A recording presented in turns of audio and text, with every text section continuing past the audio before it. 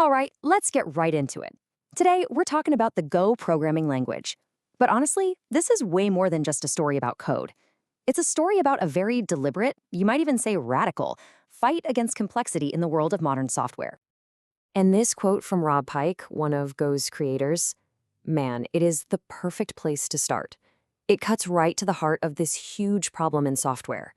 When you try to fix something by adding a complicated patch, it doesn't just add one more piece of complexity, it multiplies.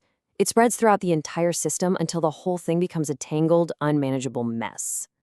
And look, this wasn't just some theory they were thinking about. The Go project was literally born out of pure frustration at Google. Their massive systems were just exploding with this kind of complexity. But let's be real, this isn't just a Google problem, right? It's a constant battle for anyone who's trying to build and maintain software at a serious scale. So that's where we'll start. Let's really dig into this problem that Go was built to solve. You know the drill. There's this constant pressure to add more features, to ship code faster. And what's the first thing that gets sacrificed? Simplicity. Almost every time. And here it is, the proposed solution. This is Go's official mission statement, straight off their website. And you have to pay attention to those keywords: simple, reliable, and efficient. Every single design decision in this language circles right back to those three pillars. So let's see how this all feeds into Go's core philosophy. Because really, it's more than just a language. It's almost like a cultural agenda. And this part is just so crucial to understand. Simplicity is not the easy path. It's actually harder. It takes a ton of work up front to boil an idea down to its absolute essence.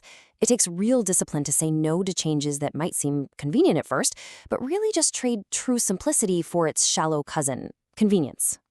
So picture this, it's 2007. The creators, we're talking legends like Robert Griesemer, Rob Pike, and Ken Thompson. They laid out these very clear goals.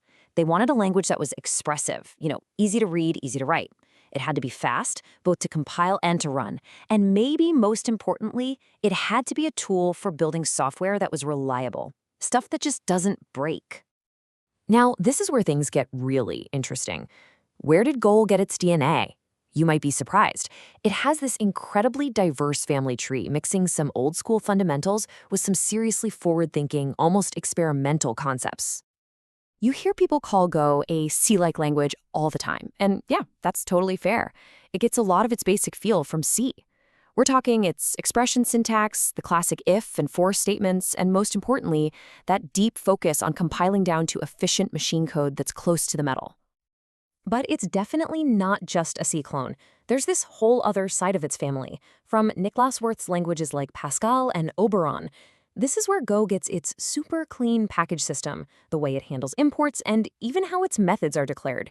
You can really thank this lineage for Go's organized modular structure. And then there's this third branch, which is probably Go's most distinctive feature. It pulls from a line of pretty obscure research languages from Bell Labs.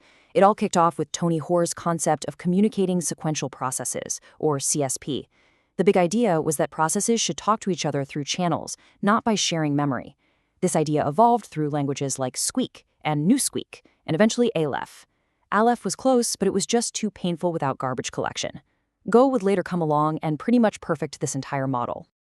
Okay, so we've covered the philosophy and the ancestry. So how does this all actually come together in practice? How does Go actually enforce this idea of simplicity?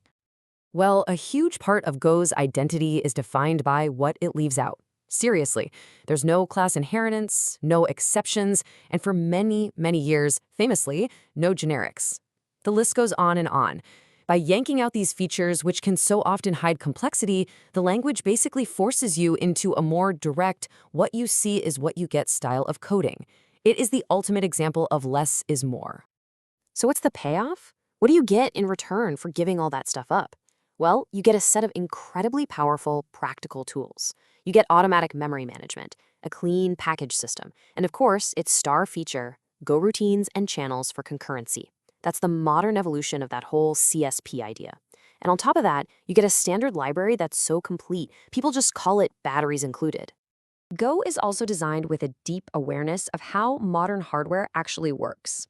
Its data structures are built for what's called locality, which just means that data that's used together is stored together in memory. This cuts down on memory allocations and pointer chasing, which is just a massive key to performance on today's machines.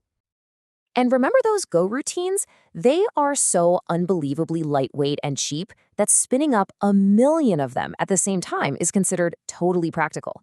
Just think about that for a second. If you're building concurrent applications, like a network server that needs to handle thousands of connections at once, this is an absolute game changer. All right, let's bring all this home. In our final section, let's talk about why this whole philosophy of simplicity has made Go so important and so popular today. It really all comes down to this. Go finds a crucial balance between being expressive and being safe.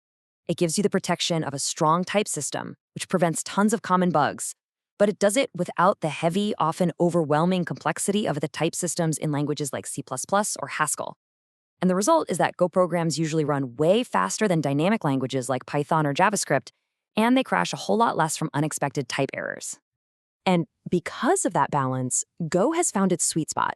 It's now a dominant language for building infrastructure, the servers and services that power the internet. It's become the go-to choice when a simple script needs to grow up and get serious about performance and reliability. And while it totally excels there, it really is a general-purpose language, finding its way into everything from graphics and mobile apps to machine learning. And that really brings us full circle. Go was created to solve the problem of complexity, and it does that by being an incredible tool for building the kind of software that we all depend on. Software that is simple, reliable, and efficient. So I'll leave you with this question to chew on. In a world that's always demanding more and more and more from our software, maybe the most innovative, the most powerful feature a language can possibly offer is just simplicity.